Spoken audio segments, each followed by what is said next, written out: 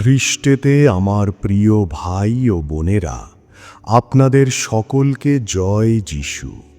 প্রতিদিন সকালে আমরা যখন আমাদের কর্মক্ষেত্রে যাওয়ার প্রস্তুতি নেই, তখন আমাদের মনে অনেক চিন্তা থাকে। কাজের চাপ, সহকর্মীদের সাথে সম্পর্ক, টার্গেট পূরণ করা কিংবা অজানা কোনো ভয়। কিন্তু আপনি কি জানেন, আপনি যদি আপনার দিনটি এবং আপনার কাজকে সর্বশক্তিমান পিতা ঈশ্বরের হাতে সঁপে দিয়ে শুরু করেন, তবে আপনার কাজের ধরন বদলে যাবে। বাইবেল আমাদের বলে, প্রভু যার সহায় তার ভয় কিসের। আজ আমরা এই ভিডিওতে এমন একটি প্রার্থনা করব, যা আপনার কর্মদিবসকে আশীর্বাদে পূর্ণ করবে।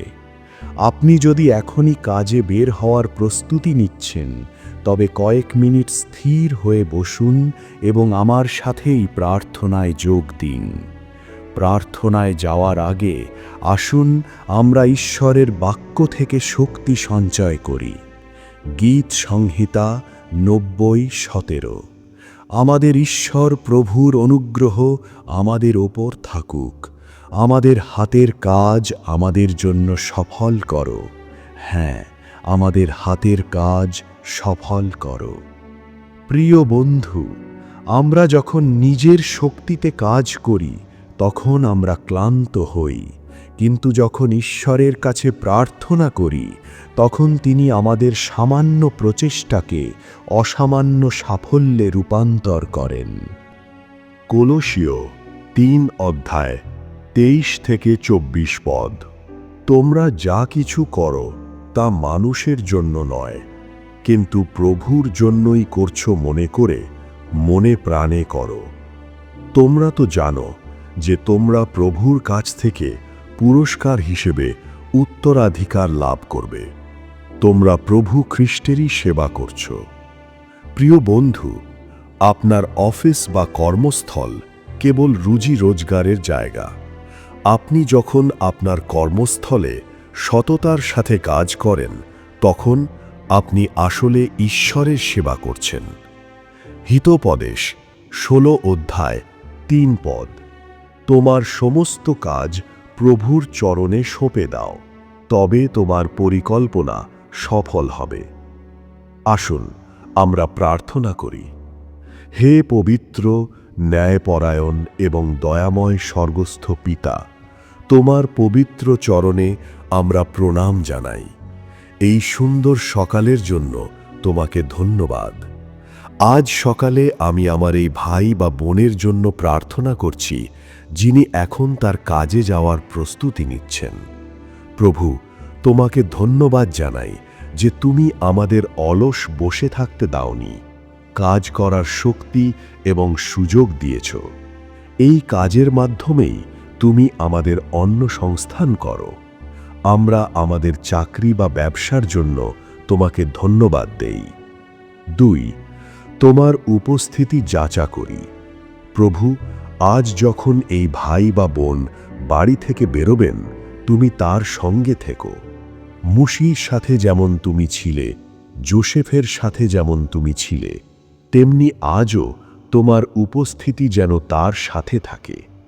অফিসের ডেস্কে, মিটিং রুমে, কলকারখানায় কিংবা রাস্তায় তুমি যেন প্রতি পদক্ষেপে তার সহায় হও।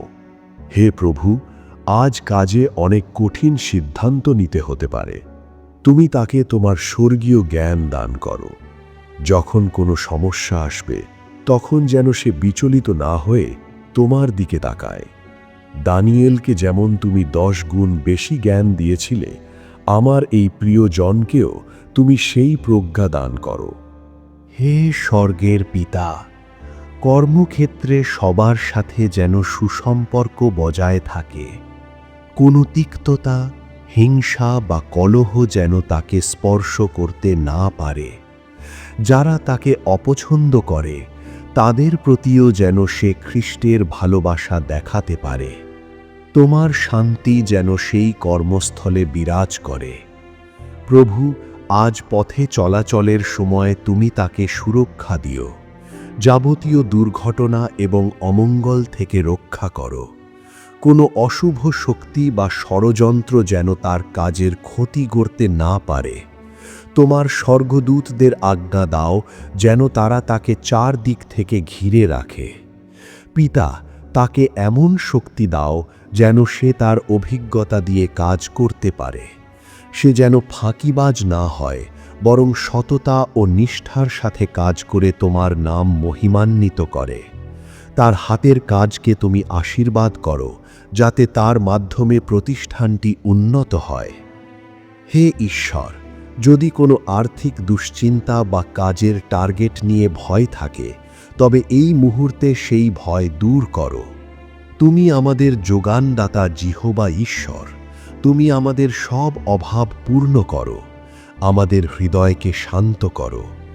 প্রভু, এই প্রার্থনা যারা শুনছেন, তাদের প্রত্যেকের পরিবারকে আশীর্বাদ করো।